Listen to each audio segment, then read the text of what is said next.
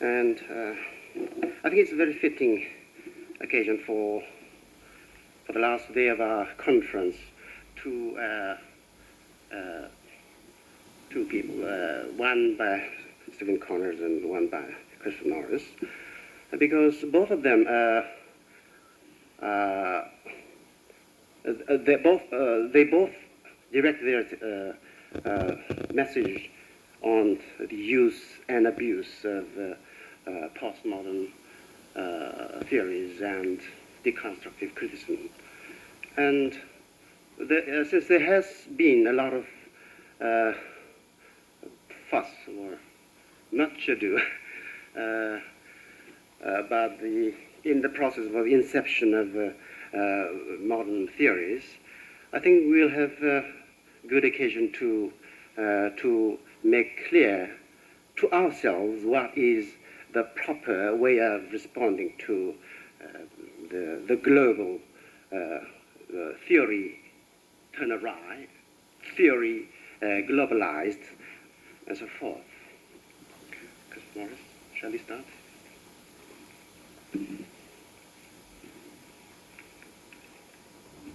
I find myself in a bit of a cleft stick, so to speak. Various people have come to me this morning and yesterday. Some of them have said, please stick to your script this time and don't go galloping off in all directions because we find it very hard to follow you. And the chair of this session has also requested that I stick fairly closely to the script. Other people have said that since so many questions have been floated and so many issues and controversies and varying evaluations of things like deconstruction and postmodernism, wouldn't it be better to open things up and to address some of those positions and arguments in the course of my paper? I think what I'd better do is stick pretty closely to the script, but since we have at least, 20 minutes for questions afterwards, we can address some of those issues then. I feel particularly awkward in reading this piece because it does make it rather, well, so to speak, monological. And if this conference has taught me one thing, it's the value of openness, free response, and a genuine willingness to entertain other positions. I think it's been an extraordinarily good conference from that point of view. Mostly in the West, when people go to conferences, they have preconceived ideas, they have a line, an argument, a position they identify with, and they go equipped and, as it were, forearmed to defend that position. And very often you get a series of exchanges which are not exchanges, non-encounters, people talking past each other and never really exchanging views. This has been a tremendous example, an inspiration, extraordinary openness and willingness to debate. So this is why I feel a little awkward reading a paper at you, and a paper that might seem rather dogmatic, but I expect to get lots of brickbats, lots of, not hostile, but certainly questioning responses afterwards. So this is open for debate. I should also apologise for the fact that it's rather self-centred, even, egocentric and exhibitionist to talk about my own book. But I take some courage from the fact that a number of you have read that book. I now see it's in translation. And these are really thoughts, self-critical thoughts, It's, I still have a certain fondness for that little book, but some things it gets wrong, I think. It's given a few false impressions of what deconstruction is about, so I'm trying to correct some of those impressions now. In the 10 or so years since I wrote my little book for the New Accents series, deconstruction has reached out beyond the specialised preserve of a few elite academic institutions and become something of a buzzword among commentators on the postmodern cultural scene. It's a word that now comes readily to novelists, politicians, media pundits, pop journalists, TV presenters, Sunday newspaper columnists up or down market, and others with an eye to intellectual fashion or a taste for debunking such pretentious jargon.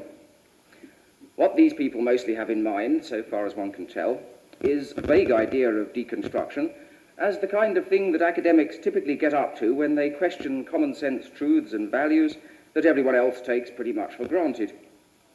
And when the word is applied with non-derisory intent, as by writers of a left liberal persuasion, or those with a more sophisticated readership in view, then it tends to mean simply criticism of received ideas, or, a slight improvement, thinking that challenges consensus values from a sceptical, dissenting, or oppositional standpoint.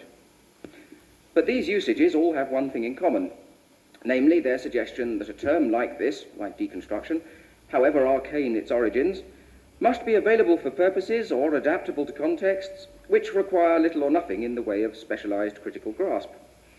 Perhaps this explains the otherwise mysterious popularity of novels and TV serials, which are largely given over to the shop talk of literary intellectuals, characters for whom deconstruction figures, along with post-structuralism, postmodernism and the rest, as an item of everyday casual parlance, one whose deployment in the right situation can be relied upon to produce all manner of benefits, from academic tenure to erotic intrigue. And I better admit, lest this prologue should sound too pious by half, that similar factors are no doubt at work in the widespread demand for accessible primers like those in the New Accent series.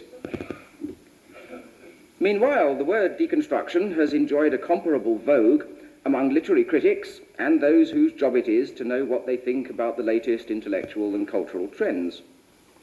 Often it's used with a strongly negative connotation.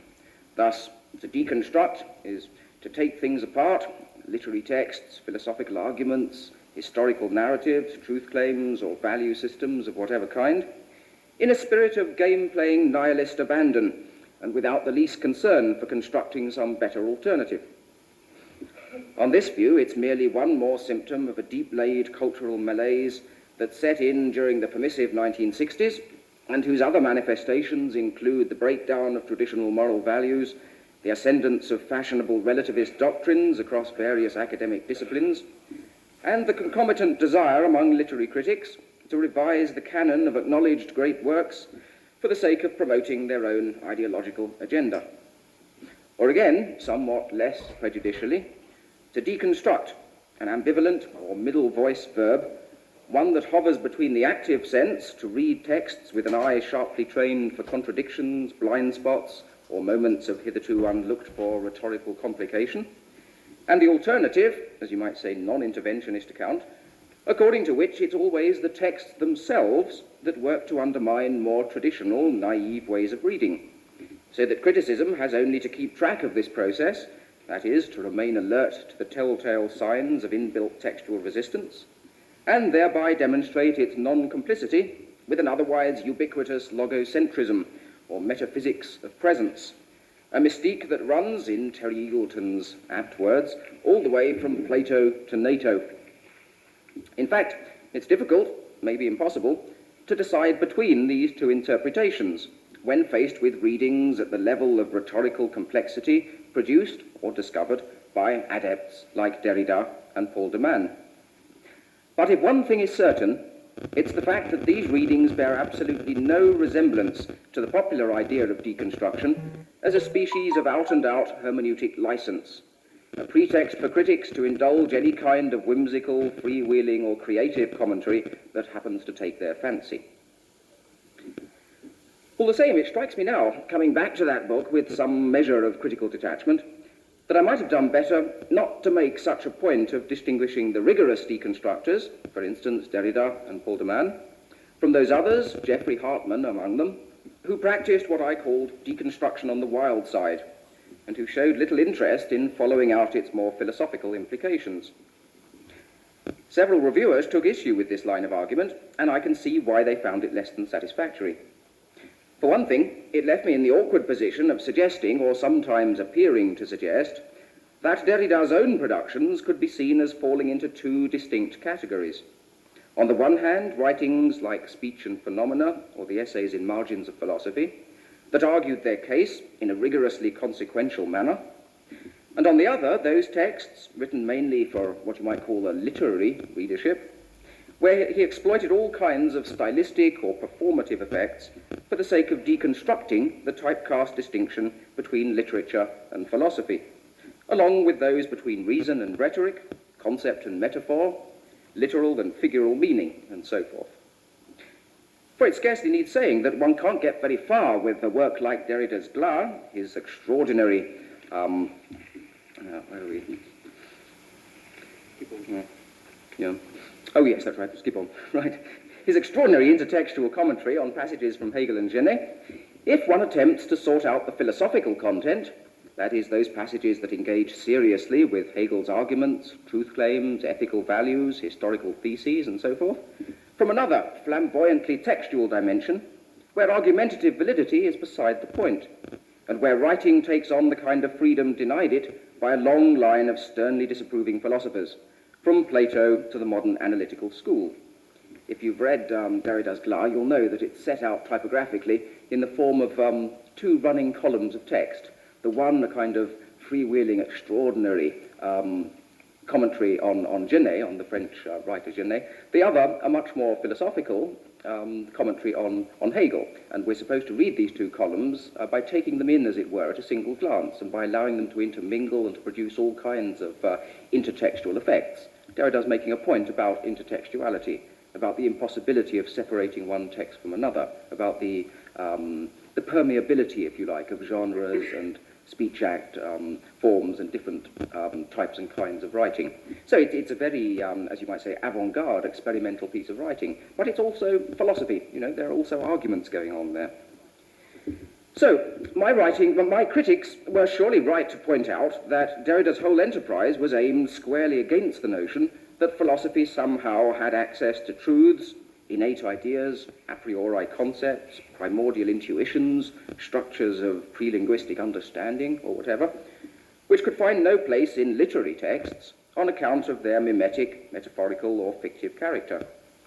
For it's precisely when his readings attain their highest degree of argumentative rigor and subtlety, as in essays like White Mythology, which Stephen Connor mentioned in his paper this morning, Plato's Pharmacy, and The Double Session, it's in these texts that Derrida is most successful in drawing out that anomalous logic of the supplement that inhabits philosophical discourse from the outset, and that makes it impossible, finally, to assert the truth claims of philosophy over against the dissimulating wilds of rhetoric, literature, or writing. At any rate, one would need to ignore a high proportion of Derrida's most significant work in order to make out a case for regarding him as first and foremost a philosopher of rank, and secondarily a writer or literary stylist whose gifts in this direction, however striking or brilliant, shouldn't be allowed to obscure his primary achievement. So what I'm saying is that my book gave a rather wrong suggestion if it suggested that we could separate out the two aspects of Derrida's work. On the one hand, a real philosopher dealing with important, significant, genuine philosophical problems. On the other, a writer of great brilliance and genius and stylistic flair. You can't separate those two things. Derrida's doing both at once. But having said all this, I should still want to claim that we won't even begin to take the measure of Derrida's achievement unless we attend closely to his arguments and assess them, moreover, against the highest standards of philosophical accountability. For it's only on account of a long-standing prejudice, and one still current among many of Derrida's detractors, that the practice of an artful, allusive, or literary style is taken to be somehow incompatible with the interests of serious, truth-seeking thought. This prejudice assumes its most elaborate and systematic form in a work like Jürgen Habermas's The Philosophical Discourse of Modernity. The English translation appeared in 1987, where Derrida is cast, along with various other postmodern enemies of reason, as just another latter-day sophist, a skillful rhetorician whose literary gifts are placed in the service of a wholesale Nietzschean irrationalist creed, a betrayal of that unfinished project of modernity which Habermas regards as our last best hope in an age of distorted mass media values and inert consensus politics.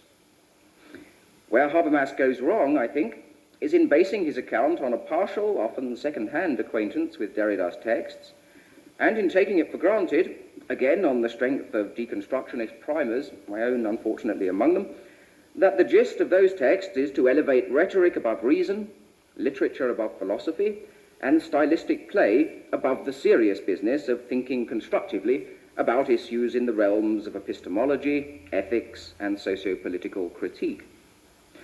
What Habermas simply cannot entertain, for reasons connected with his analysis of the modern public sphere of differential truth claims, discursive practices, languages specialized for the various purposes of argument, critique, normative value judgment, aesthetic expression, etc., what he can't entertain is the notion that philosophy can both engage seriously with those issues and conduct its arguments in a style that, on the face of it, belongs more to literature than to philosophy.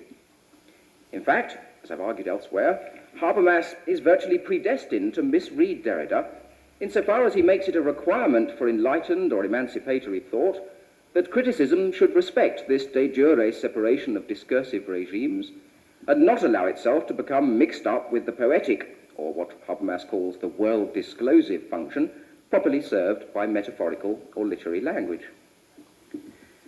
The same standing prejudice would appear to be at work in recent attacks on Derrida from within the broadly analytical tradition of Anglo-American thought. These include John Ellis's recent book, Against Deconstruction, a work which, quite properly, requires that deconstructors give cogent, articulate, and logically accountable reasons for advancing their more controversial claims, but which also, quite wrongly, takes it as read, on the basis of a very limited acquaintance with their texts, that no such arguments are forthcoming.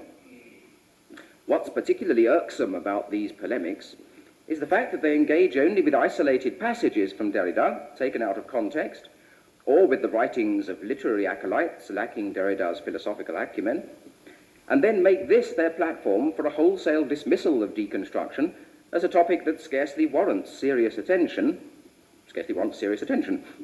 Hence the importance, as I would still maintain, of respecting the distinctive philosophical balances of Derrida's work, and not going along with the pseudo-deconstructive, pan-textualist, or levelling view of philosophy as just another kind of writing, which had wrought his phrase.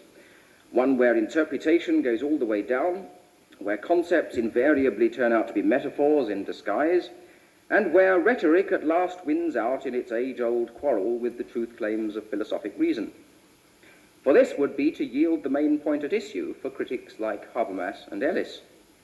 That's to say, it would effectively sidestep their charge that deconstruction is irrational, that it fails to respect the basic protocols of logic, argumentative consistency, enlightened discourse, and so forth, but only by means of an evasive tactic that leaves those criticisms firmly in place from any but a counter-enlightenment or irrational standpoint.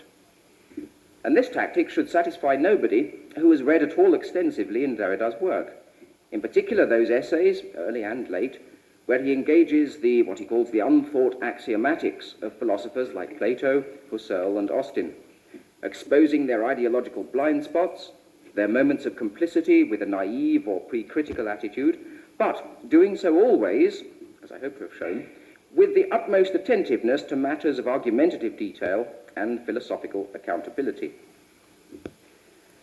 I might have put this case more strongly in my book, as, for instance, by pressing further with Derrida's arguments in his essay White Mythology about the strictly undecidable relation of priority between metaphor, or figural language in general, and the claims of philosophy, from Plato and Aristotle down, to delimit or contain the effects of such language by subjecting them to its own more rigorous order of literal self-evident truth. Now, on the one hand, and this is the aspect of Derrida's work that is best known among his literary followers, on the one hand, Derrida follows Nietzsche up to a point in remarking how every last concept and category of Western philosophical thought, including the terms concept and category, can be traced back to some effect of sublimated metaphor, some figural expression whose root meaning philosophy must needs forget or repress if it's to keep up its own constitutive self-image as a discipline specialized for adjudicating issues of argumentative warrant, truth and falsehood, knowledge and belief, the intelligible versus the sensible, and, subsuming all these, its claim to determine the very conditions of possibility for separating erroneous from clear and distinct, or philosophically valid, ideas.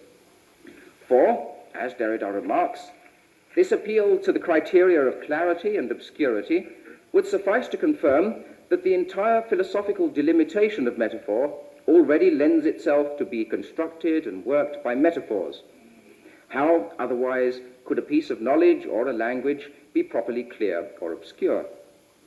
And again, more generally, Derrida says, quote, "There is no properly philosophical category to qualify a certain number of tropes that have conditioned the so-called fundamental, structuring, original philosophical oppositions.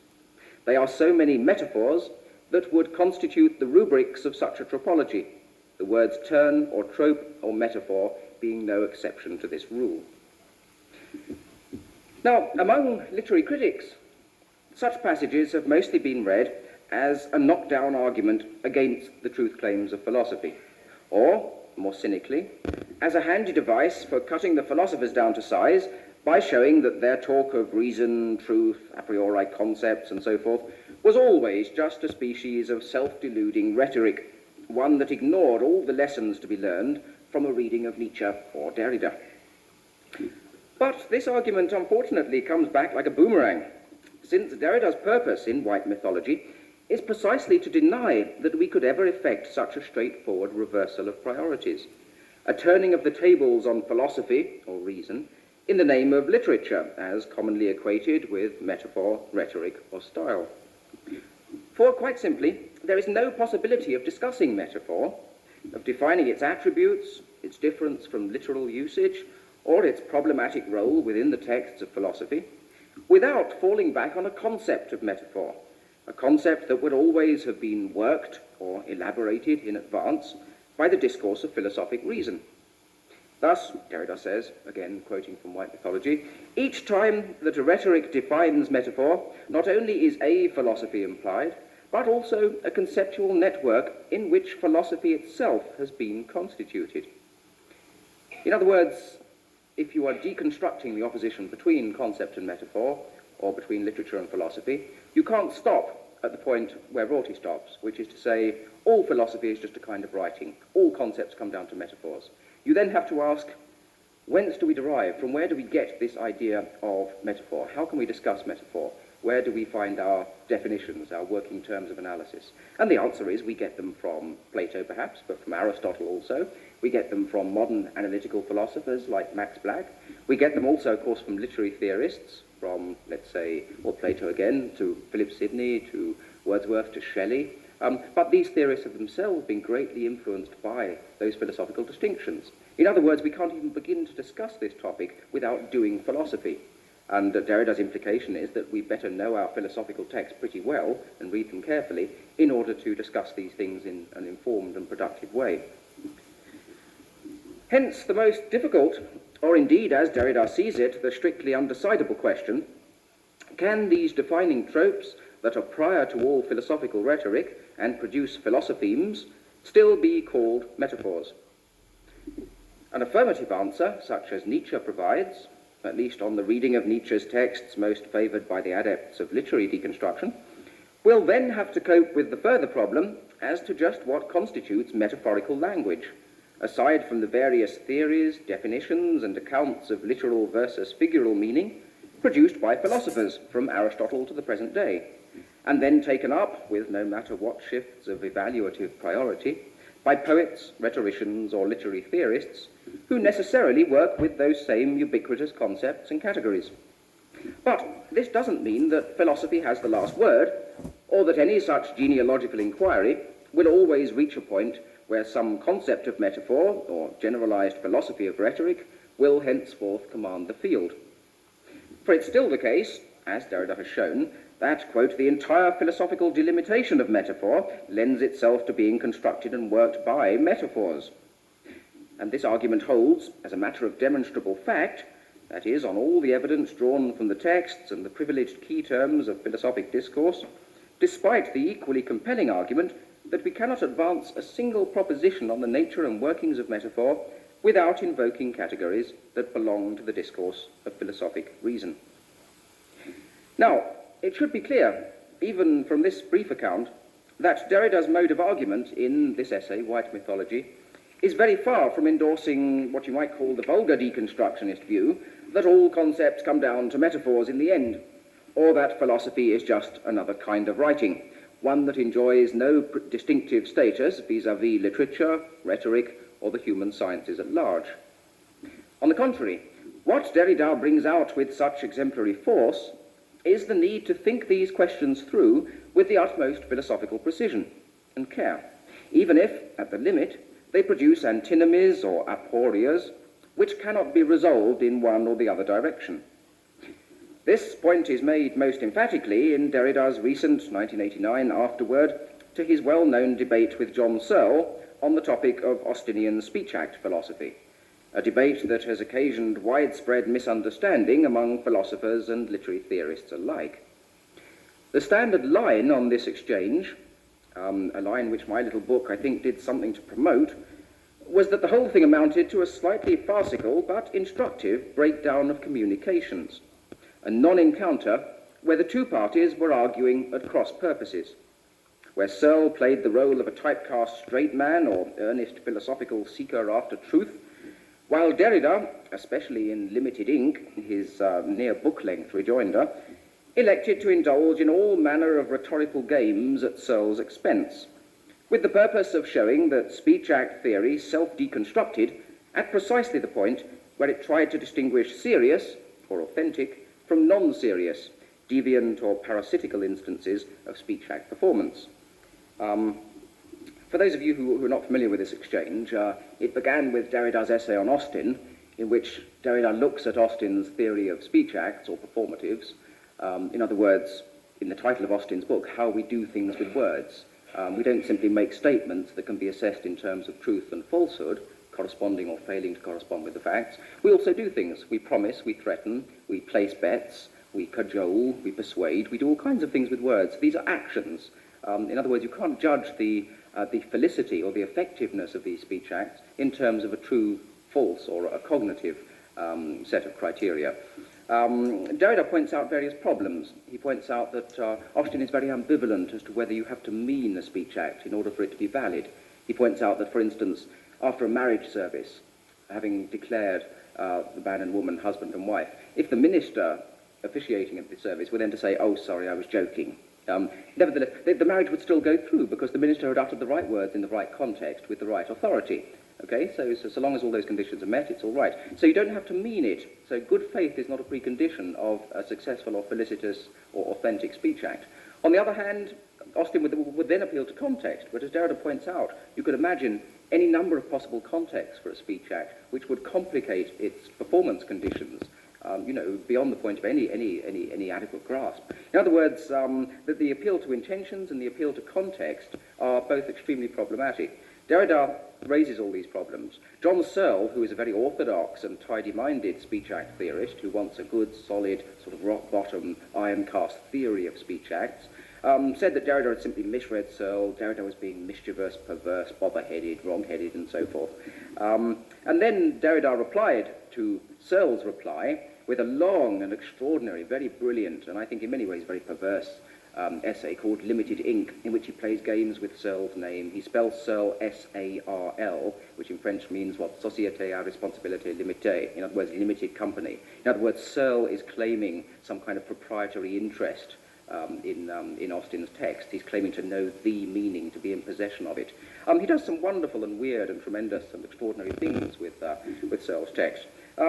But this is why this encounter has become almost mythical, I think, among both philosophers and literary theorists, who think that it gives you this very clear opposition. On the one hand, Searle, a serious philosopher who knows what the real problems are and tries to arrive at constructive solutions. On the other, Derrida, a wild, weird, strange, zany, typically French, as many of these theorists feel, game-playing philosopher who's not concerned with questions of truth or serious philosophical questions, who is simply a brilliant writer having fun and games. Okay, that's just to set up the context, as it were. Now, this account of the episode had harmful effects, it seems to me, since it lent some credence to the prevalent view among Anglo-American philosophers, that is, that Derrida was a tricksy rhetorician, whom one needn't even bother to read, since his text simply flouted all the protocols of serious philosophical debate, while it also encouraged literary critics to adopt a blithely dismissive view of philosophy as a discourse still hung up on old problems which Derrida had now deconstructed to the point where they simply dropped out of sight. And this reading fitted in all too neatly with the reception history of Derrida's work in North American academic circles, a history marked by the massive indifference or uninformed hostility evinced by most philosophers, and the equally massive, though not always much better informed, enthusiasm shown by disciples in departments of English or comparative literature. In his afterword, Toward an Ethic of Discussion, Derrida attempts to clear away some of the sources of confusion by insisting on four main points. Firstly, that his essay on Austin had revealed certain crucial and logically inescapable difficulties in the project of speech act theory. Secondly, that John Searle, had misread Derrida's essay and done so, moreover, for reasons bound up with his own proprietary interest in Austin's work. Thirdly, that it's Searle, not Derrida, who plays fast and loose with philosophical distinctions. And fourthly, that his own, Derrida's, reading of Austin is in fact more rigorous, more philosophically adequate, and more attentive to the nuances, including the moments of self-professed perplexity, in Austin's text, than anything offered by Searle's more confidently orthodox account. Thus, Searle perceives it as a central weakness in Derrida's argument that he tends to adopt a rigidly binary, either-or, mode of reasoning, so that speech acts must be conceived as either falling under the truth-falsehood distinction, or as wholly conventional, fictive, or non-truth conditional forms of utterance. That performatives are either intentional and sincerely meant, or simply products of this or that iterable speech act convention that excludes all reference to speakers' intentions. And again, that any appeal to contextual criteria, to the question of who says what, under what circumstances, and with what juridical or de facto warrant, will either settle the issue once and for all, or leave it entirely unresolved, since one can always invent any number of imaginary or hypothetical contexts where this criterion just wouldn't work. Hence the major fallacy in Derrida's essay, as Searle sees it, that, quote, unless a distinction can be made rigorous and precise, it isn't really a distinction at all. So that's Searle's chief complaint about Derrida's essay. It clings to this very drastic either-or logic. Derrida's response is worth quoting at length, since it goes clean against the idea of deconstruction as a sophistical exercise entirely unconcerned with issues of right reason or logical warrant.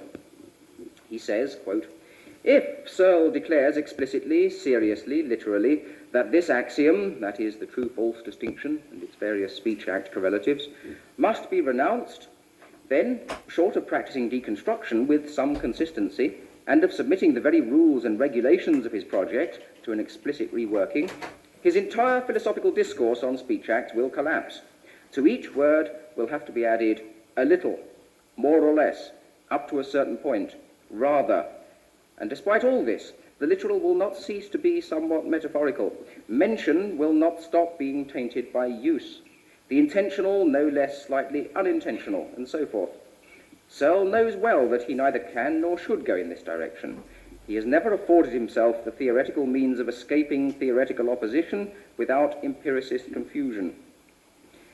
Now, one could hardly wish for a stronger statement of Derrida's unconditional adherence to those standards of argumentative rigor, consistency, and truth which characterize the discourse of philosophy at its best, and which cannot be abandoned or notionally deconstructed without giving up all claim to competence in the realm of philosophical debate. After all, as Derrida writes, quoting again, what philosopher ever since there were philosophers, what logician since there were logicians, what theoretician ever renounced this axiom? In the order of concepts, since we are speaking of concepts and not of the colours of clouds or the taste of certain chewing gums, when a distinction cannot be rigorous and precise, it is not a distinction at all. Now, this passage will most likely come as a surprise to readers, some present company no doubt included, I mean present company in the sense reading the book, who think of deconstruction as a project whose aim is always to subvert such value-laden binary oppositions as those between truth and falsehood, reason and rhetoric, fact and fiction, or philosophy and literature. And I do think the book goes too far in that direction. It does take a kind of joy, I think, in deconstructing those oppositions and suggesting again that all concepts can be shown to reduce or to self-deconstruct into metaphors. And I now think that's a rather naive and facile and certainly very premature kind of deconstructive argument. So I want to qualify that. Nor can it be said that such readers would be entirely wrong in this belief, since, after all, and despite the seeming disclaimers cited above, it is among the chief aims of Derrida's work to show that these distinctions always give rise to problematical, anomalous, or marginal cases, as in Austin's text, where at the limit such categories prove inadequate. But his argument against Searle still holds, that it's only by respecting the exigencies of philosophic thought, right up to those limits, that we're enabled to perceive the constitutive blind spots, the moments of aporia or undecidability, which mark the point of philosophy's encounter with deep-laid problems in its own prehistory, or unthought axiomatics. Part 2. Over the last few years, there have been welcome signs that philosophers, or literary theorists with an adequate grounding in philosophy, have started on the long overdue task of assessing Derrida's work in relation to thinkers like Kant, Fichte, Hegel, Husserl, Wittgenstein, and Austin. My own later books have been largely devoted to this same undertaking, especially in the area of present-day analytical philosophy, where despite the ritual show of hostilities, sadly typified by responses to the Derrida-Searle debate, there's much to be gained from an ecumenical approach that seeks out genuine points of contact while avoiding any kind of reductive or premature synthesis. All the same, one comes to feel, as Frank Commode once remarked in a slightly different connection, like a soldier who wanders out onto no man's land offering cigarettes as a goodwill gesture, and then, for his pains, getting shot at by both sides. In this case, the fire comes from several quarters. Among them, firstly, analytical philosophers, who refuse to believe that serious thinking could ever be conducted in Derrida's extravagant style, or arrive at such wildly counterintuitive conclusions. Secondly, traditionalist literary critics who have no time for philosophy or theory of whatever kind. Thirdly, literary deconstructors of a thoroughgoing textualist persuasion, who reject the idea that Derrida is in any sense engaged with philosophical questions or conceptual issues that lend themselves to treatment in the form of argued exposition and critique. And fourthly, postmodernists, for whom deconstruction is fine, just so long as it doesn't make deluded claims of theoretical cogency and rigour. It would take more time than I have here to offer even a halfway adequate response to each of these opposing viewpoints. But I'd certainly want to say that objection 2 simply misses the mark, since Derrida is not in the business of producing traditional interpretive literary criticism, while objections 1 and 3 both take rise from the erroneous supposition that a due regard for the textual or writerly aspect of Derrida's work will necessarily preclude any attempt to make his arguments available for reasoned analysis and debate.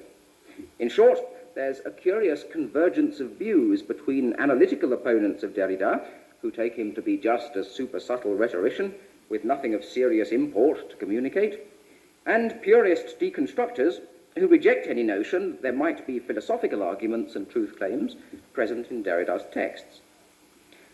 So it is perhaps hardly surprising that the whole debate has stalled around a typecast set of traditional antagonisms, reason versus rhetoric, philosophy versus literature, and so forth, which simply reproduce the inherited structures of a quarrel whose starting point is Plato's case against the poets, sophists, professional rhetoricians, and other such purveyors of a false, non-philosophical wisdom.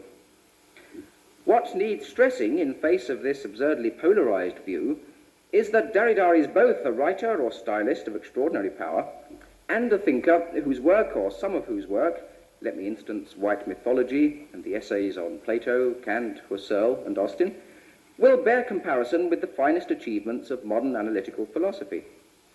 Of course, this is a crude way of stating the issue, since Derrida so effectively challenges the traditional viewpoint that would treat philosophy as somehow belonging to a realm of thought ideally exempt from the vagaries of rhetoric, writing, or so-called literary style. Such is, indeed, his chief objection to Searle's idea that one can extract a generalized theory of speech acts from a text like Austin's How to Do Things with Words, a text that very often works to undermine its own categorical or systematic claims by coming up with all manner of linguistic evidence, jokes, quotations, anecdotes, literary allusions, odd turns of metaphor or idiomatic usage, which cannot be fitted into any such tidy scheme of things. But Derrida's point is certainly not to argue that we should therefore, in reading Austin, suspend all the usual, properly philosophical criteria of truth and falsehood, logical rigour, consequential argument, etc., and henceforth treat Austin's writings as belonging to a realm of generalized undecidability, where those standards can no longer be taken to possess the least relevance or critical force. On the contrary, the chief virtue of Austin's text is the fact that its keenest insights derive from a willingness to follow out the occasional abnormalities of ordinary language, while at the same time maintaining a scrupulous regard for the protocols of reasoned argument. Where Austin most strikingly resembles Derrida and differs from Searle is in not giving way to the systematizing drive or the desire for an all-purpose explanatory paradigm that would classify speech acts as proper or deviant, genuine or parasitical, etc., in keeping with a preconceived normative model. And the same applies to Derrida's writings, insofar as they operate simultaneously at two levels. That's to say, a performative, or what you might call a writerly level, where philosophic truth claims are constantly brought into question, and a level of nonetheless rigorous argument and critique where issues of validity or truth and falsehood are always inescapably raised, even if, as often happens, the emergent criteria for what counts as valid argument are complicated beyond any straightforward appeal to well-established juridical constraints. And I mention a very fine book by Henry Staton, Wittgenstein and Derrida, which challenges what you might call the consensus mainstream view of Wittgenstein's philosophy, by suggesting that he's a kind of extraordinary language philosopher. Right, try to finish by 11:35, yes I will. Okay, right. And suggesting that, in fact, if one reads Wittgenstein, he is not simply persuading us to adopt the view that language will always make sense according to certain customs, forms of life, conventions, received criteria. This is the mainstream reading of Wittgenstein, and on this reading, Wittgenstein will be the ultimate answer to deconstruction. All these problems and aporias and undecidabilities that Derrida discovers would simply disappear, because one could appeal to Wittgenstein by saying that language makes sense according to criteria that are built into our forms of life, our language games, our customs and social activities. So it would simply not make sense to raise these problems about communication. Staton's point in this very fine book is that Wittgenstein is a much more extraordinary, aberrant, strange, perplexing and bewildering philosopher of language than his mainstream exponents have realized. That's why I mentioned it at this point. Okay, I've stressed this point, or the several points in the previous few paragraphs, mainly with a view to contesting the widespread but erroneous idea that deconstruction is basically just another variant of the current postmodernist turn across various fashion-prone areas of thought. The adepts of this persuasion, Jean Baudrillard chief among them, argue that enlightenment is a thing of the past, that criticism or theory is likewise a dead or dying enterprise, and that henceforth there can be no question of separating truth from falsehood, knowledge from consensually warranted belief, socio-political reality from its ideological appearances, or other such time-honoured terms of distinction adumbrated by thinkers from Plato to Kant, Hegel, Marx, Husserl, and Adorno. Elsewhere, as in the writing of post-analytical philosophers like Richard Rorty, deconstruction has come to figure as a handy cover term for everything that points beyond the old dispensation of reason, knowledge, and truth.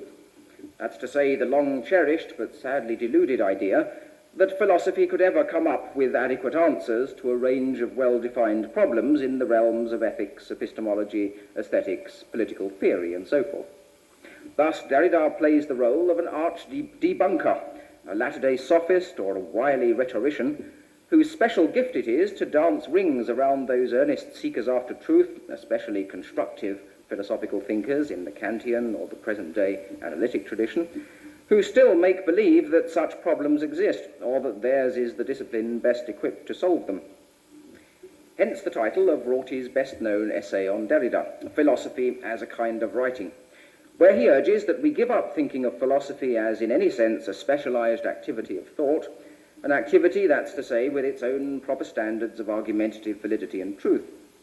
We should think of it rather as just another voice in the ongoing cultural conversation of mankind, one that is always liable to hog the conversation, to set up as a privileged dispenser of such truths, but which can then most effectively be cut down to size by a quick reminder, such as Derrida provides, that all its most basic concepts and categories are in fact nothing more than optional items in some purely contingent final vocabulary, some preferential idiom with no genuine claim to get things right, or, in Plato's phrase, to cut nature at the joints. From this point of view, Derrida is just the latest, though probably the most resourceful and ingenious, in a line of strong revisionist skeptics and dissenters, which runs, broadly speaking, from the ancient Greek sophists, via scandalous apostles of unreason like Nietzsche, to current postmodern or neo-pragmatist thinkers who have likewise perceived the delusive character of all such philosophical truth claims. in which case nothing could be more futile or less in keeping with the spirit of Derrida's work than the attempt to annex him to an outworn Enlightenment tradition that still finds room for those otiose values of reason, truth, and critique. Now, the reader or the listener can scarcely have failed to notice a very marked shift of emphasis or evaluative tone from my basically approving discussion of Rorty's essay back in 1982 to the above paragraph of less than sympathetic summary exposition. What accounts for this shift is my growing conviction not only that Rorty has got Derrida wrong, misread him in certain crucial respects, but also that one couldn't intelligibly raise such questions, that is, questions of interpretive validity and truth, if the postmodern pragmatist argument won out, or if philosophy found itself effectively demoted to just another kind of writing, and deconstruction took on its likewise sharply diminished role as a source of rhetorical fun and games at philosophy's expense. Of course, this puts me in the position of needing arguments, philosophical arguments, with which to back up my case, unlike Richard Rorty, who remains true to his pragmatist lights in rejecting the idea that such differences could ever be settled by invoking criteria of right reason, interpretive truth, or fidelity to the text in hand. I presented such arguments elsewhere, I give a reference there, and Rorty responded pretty much along the expected lines. What he said basically was, why bother with all this talk of truth claims, transcendental deductions, conditions of possibility, and so forth, all the old Kantian machinery, when Derrida provides us with such a welcome escape route from those bad old Kantian habits of thought. I should like to think that my little book offers at least the basic outline of a counter-argument, in particular in Chapter 5 on the politics of deconstruction, where I counterposed Marx and Nietzsche as the two great precursors of that widespread modern hermeneutics of suspicion that questions all received currencies of knowledge, value, and belief. But I'm now a bit more doubtful as to the purport of deconstructive arguments, like mine in that chapter, which score rhetorical points off some typecast theoretical position, in that case Althusserian structuralist Marxism, by claiming to show how its whole apparatus of enabling concepts and categories rests on a covert tropological dimension or a series of sublimated metaphors. For there's no good reason to suppose that the manifest presence of figural elements in a piece of argumentative writing must in any way impugn its theoretical adequacy or undercut its philosophical truth claims. Let's see, let's skip a paragraph now. Let's go on to, page 20, the next paragraph, in fact, that begins honesty. Let's begin with the second sentence, okay? But I should also want to point to. Page 20, the paragraph begins honesty along with certain practical constraints. Start with the second sentence there. But I should also want to point to other sections of the book, especially those on Derrida's grammatology and demands allegories of reading, where it's made very clear that deconstruction involves absolutely no slackening or suspension of the standards, logical consistency, modes of truth conditional entailment, etc., that properly determine what shall count as a genuine or valid philosophical argument. One major source of confusion here is the idea that deconstruction always makes appeal to some other, wholly unfamiliar, though indeed ubiquitous, species of textualist logic, an appeal whose upshot is supposedly to license all manner of wild interpretive games. Such would be the logic of supplementarity, which Derrida discovers everywhere at work in the texts of Rousseau, and which seems to controvert the express meaning of everything that Rousseau has to say about nature, culture, civil society, sexual politics, the origins of language, and so forth. But in fact, as Derrida is at pains to point out, his reading is meticulously faithful not only to the details, including the marginal details, of those various texts of Rousseau, but also to the order of logical necessity, which constrains those texts to mean something other than Rousseau or his mainstream exegetes would manifestly wish them to mean. I then quote a long passage in which Derrida says some very striking things, and I think each of his sentences there brings down a whole school of deconstructionist literary criticism. He says that it's absolutely necessary to respect intentions, even if intentions don't fully saturate a text or don't fully govern the field, that one cannot do without traditional interpretive protocols and standards of fidelity to the text in hand and interpretive adequacy, hermeneutic adequacy. It's a passage, I won't read it now because it's rather long, but it's there in front of you so you can muse on it. But I think it's a very powerful and a very useful statement, and one that should be sort of printed in large type on the cover of every deconstructionist primer. I then go on, I'm now going to skip some pages, I think. I go on to say that, and to give various examples of what I call the rigor of deconstructionist thinking, taken partly from Derrida's work and partly from Paul de Man's. Let's see, this might be a good place to stop, actually, because we want to have plenty of time for questions here. Do you think that would be a good idea? You get the hang of what I'm doing, basically. So my argument is that, my basic argument then is that we should not confuse, let us say, postmodernism with deconstruction. You'll have gathered by now in the sort of ongoing debate between us that Stephen Connor and I have some disagreements about the nature of postmodernism and the implied politics of the postmodernist, if we can call it an enterprise, or the postmodern condition, let's say, in Lyotard's view. I think that deconstruction, although in a sense it is a product of the era that has produced postmodernism, or the concern with postmodern issues, is both a more specific and a philosophically and politically differentiated phenomenon. I think it shares with postmodernism the skepticism toward certain kinds of totalizing theory and truth claim. I think it shares deconstruction's mistrust of certain master narratives, let's call them the Kantian or Hegelian or Marxist master narrative. Where it differs from postmodernism, I think, is in remaining attached to certain procedures, standards, criteria of philosophical argument, including what you might call the law of non-contradiction. It may find all kinds of contradictions at work in texts, all kinds of tensions, aporias, moments of undecidability, moments of blindness, but it treats those things as problems, real philosophical problems. You know, it worries away at those contradictions. Paul de Man's work is an example of that. The great difference, let's say, between Paul de Man and the old American New Critics is that the old American New Critics discovered ambiguity, paradox, aporia, if you like, or they didn't use that term, but they were quite happy to let those paradoxes settle down into a sense of deep, profound truth. What made poetry so revealing, what gave it its special kinds of imaginative truth claim, was the fact that it was paradoxical, unlike the language of straightforward, communicative prose discourse. Paradox was the hallmark and the signal of poetic value, if you like. Read Cleanth Brooks's essays, and that's his assumption. For de Man, paradox, aporia are worrying. He worries away at them logically. He doesn't allow them simply to assume a kind of aesthetic value. And this is why de Man's literary theory is still philosophical, I think, because it still addresses certain problems that are traditionally those of philosophy, and it doesn't allow literature to become another kind of language with its own aesthetic forms of value and stylistic structure. In other words, deconstruction insists on what I called, in talking about Empson, the continuity principle.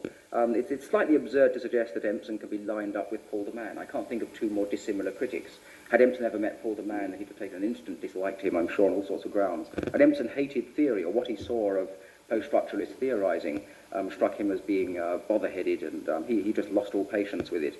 Nevertheless, there's one thing that he, Derrida, and Paul de Man have in common, that they are in a sense rationalist, in a very odd way, although this seems very counterintuitive, and most unlikely label to apply to Paul de Man. There is this worrying away at the logical sense and the obstacles and the blocks and the problems that get in the way of a consistent, coherent account of the literary text. And I think that's what gives deconstruction its critical power. And it's what enables me, or at least encourages me, gives me some pretext for saying that deconstruction belongs to, let's say, what Habermas would call the unfinished project of modernity. Sorry, I'm saying all these things by way of sort of coat trailing, so as to draw some response from Stephen, perhaps, or from other members of the audience. Thank you for listening to that, and I'm sorry if it was rather monological. I'm sorry to talk at you at such length, and so rapidly too, so thank you for your patience. And thank you for this terrific conference. It's really been a tremendous pleasure, and intellectually and socially and at every level, it's been a great privilege. So thank you for the invitation.